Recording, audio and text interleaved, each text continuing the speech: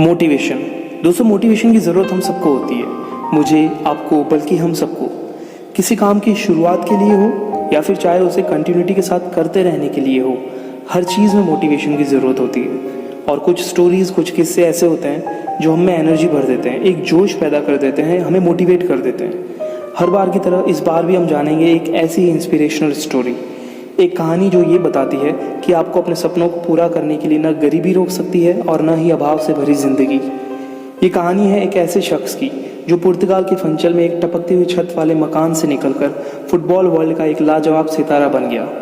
एक ऐसा खिलाड़ी जो शायद आज दुनिया में आया ही नहीं होता अगर डॉक्टर उसकी माँ को अपना बच्चा गिराने की इजाज़त दे देता। ये कहानी है फुटबॉल जगत में भगवान का दर्जा दिए जाने वाले क्रिस्टियानो रोनाल्डो की। दोस्तों, स्वागत है हमारे चैनल स्पोर्ट्स टेल्स पर। रोनाल्डो के सफ़र को जानने से पहले अगर आप चैनल पर नए हैं तो इसे सब्सक्राइब कर नोटिफिकेशन बेल को ज़रूर क्लिक करना, ताकि आपका ये चैनल अपने पहले 1000 सब्सक्राइबर्स जल्दी ही पूरा कर ले। Holding on to what I know, to everything I've learned, what is real and fabricated, what is wrong, what is my problem, what can I get out of this world that I created, fighting the storms in my head, don't know where I have been, I'm alone, no one to turn to, no one understands, shit's too complicated.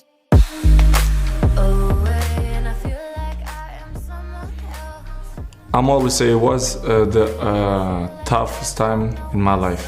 It was when I left my family with 11 years old to live in a different world, which is Lisbon, in the same country, but it looked like it's a different part of the world.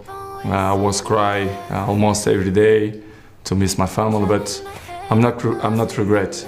Without sacrifice, we cannot win nothing. So I did a unbelievable sacrifice. My family too, and I think it was. I did a good option.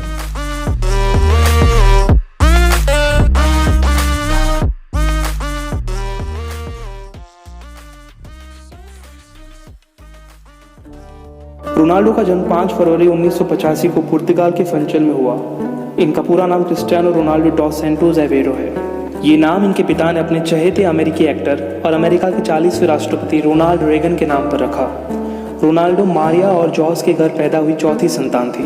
इनके एक भाई और 2 बहनें भी हैं। एक tin की छत वाले घर में रहने वाले इस गरीब परिवार का जीवन काफ़ी कठिन था। इनके पिता शहर के म्युनिसिपल गार्डनर यानी एक माली का काम करने के साथ साथ एडोरेना फुटबॉल क्लब के किटमैन थे, जो सारे इक्विपमेंट्स का मेंटेनेंस वगैरह देखते थे।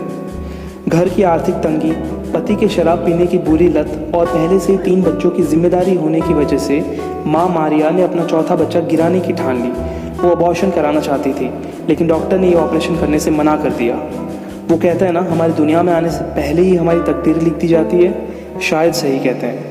रोनाल्डो का इस दुनिया में आना शायद ऊपर वाले की लिखी हुई स्क्रिप्ट का ही एक हिस्सा था, लेकिन दोस्तों, अपने भविष्य की तकदीर का फैसला क्रिस्टियानो ने खुद किया।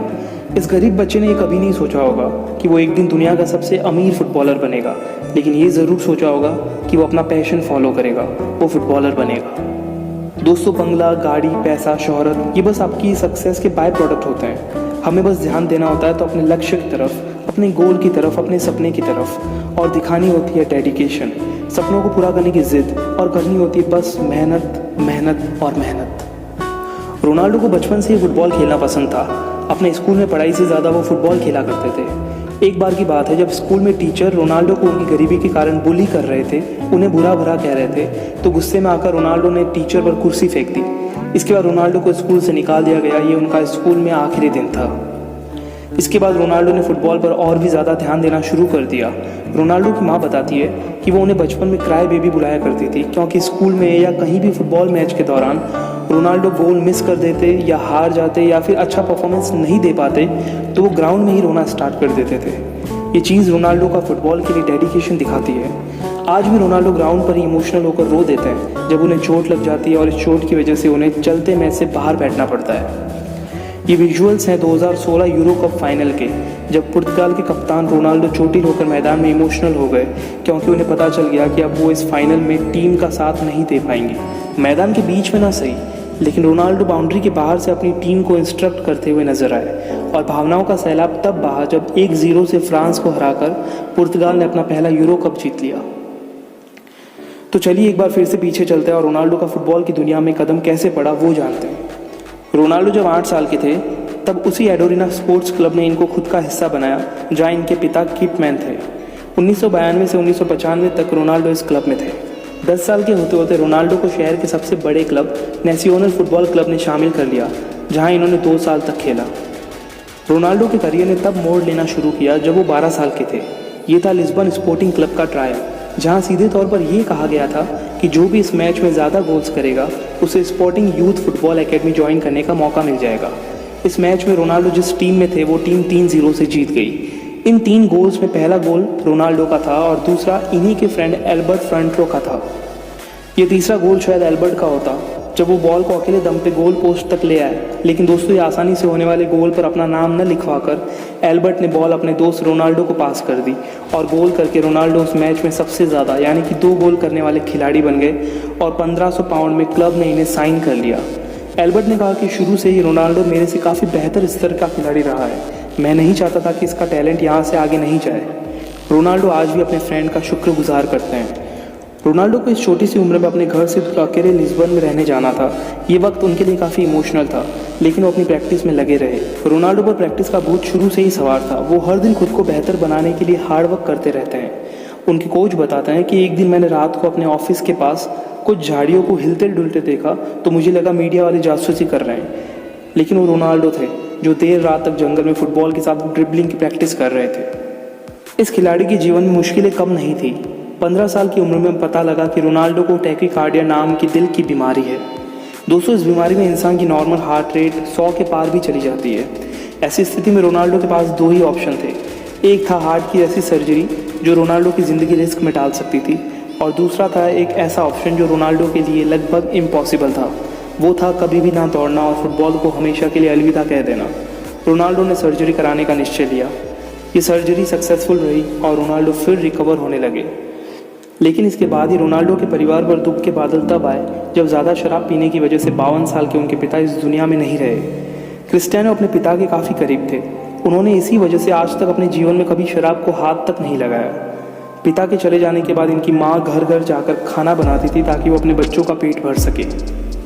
लिस्बन स्पोर्टिंग क्लब से पहला मैच रोनाल्डो ने मैनचेस्टर यूनाइटेड के खिलाफ खेला। ये पहला मैच ही रोनाल्डो के जीवन में एक बेहतरीन अपॉर्चुनिटी लेकर आया। इस मैच में यूनाइटेड टीम 3-1 से हार गई।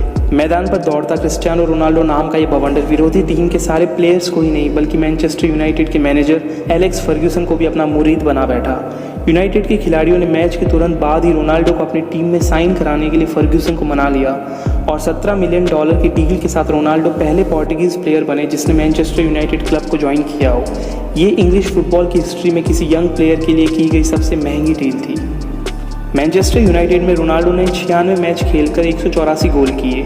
इस क्लब की ओर से इन्होंने FA कप, जिसको फुटबॉल एसोसिएशन चैलेंज कप भी कहा जाता है, उसमें जीत से शुरुआत की और लगातार 3 प्रीमियर लीग टाइटल्स, एक UEFA चैंपियंस लीग टाइटल्स और एक FIFA क्लब वर्ल्ड कप भी अपनी टीम को जिताया। मैनचेस्टर यूनाइटेड में ज्वाइनिंग के वक्त रोनाल्डो 28 नंबर की जर्सी पहना चाहते थे, जो कि वो स्पोर्टिंग क्लब की ओर से भी पहनते थे, लेकिन इन्हें 7 नंबर की जर्सी दे दी गई। रोनाल्डो को ये बात जानकर काफ़ी मोटिवेशन मिला कि ये 7 नंबर की जर्सी यूनाइटेड प्लेयर्स के जॉर्ज बेस्ट, एरिक सेंटोना और डेविड बेकहम जैसे पूर्व स्टार खिलाड़ी पहन चुके हैं। अब ये 7 नंबर की जर्सी CR7 की पहचान बन गई थी। रोनाल्डो अपने एक इंटरव्यू में बताते हैं कि इस टीम के मैनेजर एलेक्स फर्ग्यूसन का मेरे करियर में सबसे बड़ा हाथ रहा है। मेरे इस मुकाम तक पहुंचने में उनका बहुत बड़ा योगदान रहा है। मेरे लिए एलेक्स मेरे फादर ऑफ स्पोर्ट हैं। इसी के साथ रोनाल्डो का पुर्तगाल का नेशनल सीनियर टीम में 20 अगस्त 2003 को कजाकिस्तान के खिलाफ डेब्यू भी हो गया। ये मैच 1-0 से जीती थी पुर्तगाल। इनका पहला इंटरनेशनल गोल 2004 में ग्रीस के खिलाफ यूरो कप में आया और पहला वर्ल्ड कप गोल ईरान के खिलाफ 2006 फीफा वर्ल्ड कप में आया, जो कि जर्मनी में हुआ था। इन्हें 2008 में टीम का कैप्टन बनाया गया। अभी तक रोनाल्डो के हाथ में ही पुर्तगाल टीम की कमान है। सन 2009 में रियल मैड्रिड ने $132 मिलियन देकर रोनाल्डो को अपनी टीम के साथ जोड़ दिया। ये कॉन्ट्रैक्ट 2015 तक का था। ये उस समय का फुटबॉल हिस्ट्री में the most expensive association football transfer था। I have to mention many years, the last 8 years. In my point of view, it was amazing, and to be in a top level 8 years is not easy. It's not for everyone. It's hard. I'm always disappointing when I'm lost. It's normal. I'm always gonna be like that. I'm not a fake person and gonna hiding when I feel disappointing. He was the best ever in Man United. He is the best ever in Real Madrid. And keeping that performance, it's very difficult. Real Madrid की ओर से the best all time scorer रहे Ronaldo ने कुल 15 trophies जीती, जिसमें 4 UEFA champions leagues और 2 La Liga titles भी शामिल है। इस टीम से 292 मैच खेलकर उन्होंने 311 गोल्स स्कोर किए। इसी बीच अपने नेशनल टीम की कप्तानी करते हुए रोनाल्डो ने पुर्तगाल को पहली बार 2016 में यूरो कप जितवाया। फ्रांस के खिलाफ खेले इस मैच में चोटिल हो जाने की वजह से मैच के बीच रोनाल्डो को बाहर बैठना पड़ा, लेकिन मैदान के बाहर से झलकता रोनाल्डो का हर एक इमोशन बयां कर रहा था कि उनके लिए अपने देश में ये ट्रॉफी जीत कर लाना क्या मायने रखता था। इस जीत ने हर एक पोर्टुगीज फैन को पागल कर दिया। इस कप में कप्तान रोनाल्डो को सिल्वर बूट दिया गया। 2015 में पोर्टुगीज फुटबॉल फेडरेशन ने क्रिस्टियानो को best Portuguese footballer of all time का अवार्ड भी दिया।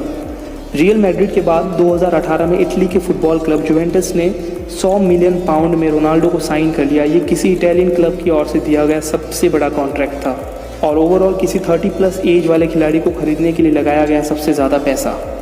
36 साल की उम्र में भी ग्राउंड में चीते की तरह दौड़ता ये खिलाड़ी अपनी फिटनेस का पूरा ध्यान रखता है। इनके फिटनेस कोच मौरी बताते हैं कि एक बार चैंपियंस लीग का मैच खेलने के बाद जब आधी रात को रोनाल्डो टीम के साथ होटल आए तो मैं ये देखकर हैरान रह गया कि ये बंदा आराम करने की बजाय देर रात अपने वर्कआउट ट्रेनिंग सेशन के लिए चला गया। उनके लिए फिटनेस ही उनकी प्रायोरिटी है। जब भी फुटबॉल प्रैक्टिस की बात आती है तो रोनाल्डो ग्राउंड में आने वाले पहले और ग्राउंड से निकलने वाले आखिरी खिलाड़ी होते हैं। वो अपनी ट्रेनिंग से कभी सेटिस्फाइड नहीं होते हैं। उन्हें हर दिन खुद को खुद से बेहतर बनाना होता है। Indian cricket captain Virat Kohli अपनी सबसे बड़ी स्पोर्ट्स मोटिवेशन क्रिस्टियानो को ही मानते हैं। वो कहते हैं, बेशक मेसी जैसे खिलाड़ियों में एक बॉर्न टैलेंट है, लेकिन रोनाल्डो जिस तरीके से खुद पर काम करते हैं उनकी इस हार्डकोर मेहनत का मैं फ़ैन हूँ। वो मेरे लिए नहीं बल्कि सारे एथलीट्स के लिए इंस्पिरेशन है। दोस्तों, किसी ने नहीं सोचा था ये खिलाड़ी अपनी मेहनत के दम पर अपने सपने साकार कर दुनिया का सबसे अमीर फुटबॉलर बनेगा। 2010 से 2019 में $720 मिलियन या फिर लगभग 63.5 अरब के साथ रोनाल्डो फोर्ब्स की highest paid athletes of the decade की लिस्ट में बॉक्सर फ्लॉयड मेवेदर के बाद दूसरे स्थान पर रहे। रोनाल्डो आज दुनिया के one of the most marketable athlete हैं। आज मेडेरा में रोनाल्डो का एक स्टैचू है। वहाँ के एयरपोर्ट का नाम तक 2017 में बदलकर क्रिस्टियानो रोनाल्डो इंटरनेशनल एयरपोर्ट रख दिया गया। सन 2016 और 2017 में फोर्ब्स के अनुसार रोनाल्डो हाईएस्ट पेड एथलीट रहे। 2016 से 2019 तक ESPN की ओर से इन्हें the most famous athlete of the world का दर्जा दिया गया। 2014-15 के top 100 most influential people of the world में शुमार थे Cristiano Ronaldo. UEFA champions league में अभी तक सबसे ज़्यादा गोल कर चुके रोनाल्डो ईरान के अली डैई के बाद दुनिया के दूसरे मेल फुटबॉलर है जिसने 100 इंटरनेशनल गोल्स का आंकड़ा पार किया हो। कुल 1100 से ज़्यादा प्रोफेशनल अपीयरेंस कर चुके रोनाल्डो ने अपने करियर में 740 गोल किए हैं, जो कि कई फुटबॉलर्स के लिए बस एक सपना सा है। रोनाल्डो ने अपने करियर में कुल 5 बार गोल्डन बॉल अवार्ड जीता है। सन 2008 में मैनचेस्टर यूनाइटेड की 7 नंबर की जर्सी उस साल का स्पोर्ट्स कैटेगरी में सबसे बड़ा सेलिंग प्रोडक्ट बना। इसी से इस महान खिलाड़ी की मार्केट वैल्यू पता चल जाती है। इतना ही नहीं, सन 2018 में जुवेंटस क्लब की ओर से नंबर 7 की जर्सी जब मैदान में लाई गई तो क्रेजी फैंस का हुजूम उमड़ पड़ा और एक ही दिन में 5,20,000 जर्सी बिक गई। ये चीज़ बताती है कि रोनाल्डो के लिए लोग कितने पागल हैं। आज सोशल मीडिया पर 500 मिलियन से ज़्यादा फॉलोअर्स हैं रोनाल्डो के। जनवरी 2017 में जब Indian prime minister Narendra Modi पुर्तगाल गए थे तब वहाँ के PM एंटोनियो कोस्टा ने रोनाल्डो की 7 नंबर की साइंड जर्सी गिफ्ट की थी। रोनाल्डो दुनिया के पहले ऐसे फुटबॉलर और तीसरे ऐसे स्पोर्ट्स पर्सन हैं जिसने अपने करियर में $1 बिलियन कमाए हो। लेकिन दोस्तों, महंगी गाड़ियों में घूमने वाला और रॉयल बंगलों में रहने वाला एक खिलाड़ी अपनी कमाई का बड़ा हिस्सा समाज सेवा में लगा देता है। रोनाल्डो एक अनाथ आश्रम भी चलाते हैं जहाँ बहुत सारे बच्चों की जिम्मेदारी वो संभालते हैं। नवंबर 2012 में अपने गोल्डन बूट के ऑक्शन से आया सारा पैसा रोनाल्डो ने एक स्कूल बनवाने में दे दिया। 2015 में नेपाल में आया भूकंप जिसने 800 जिंदगियां छीन ली, उसमें रोनाल्डो सबसे ज़्यादा डोनेशन देकर दुनिया के सबसे बड़े चैरिटेबल स्पोर्ट्समैन बन गए।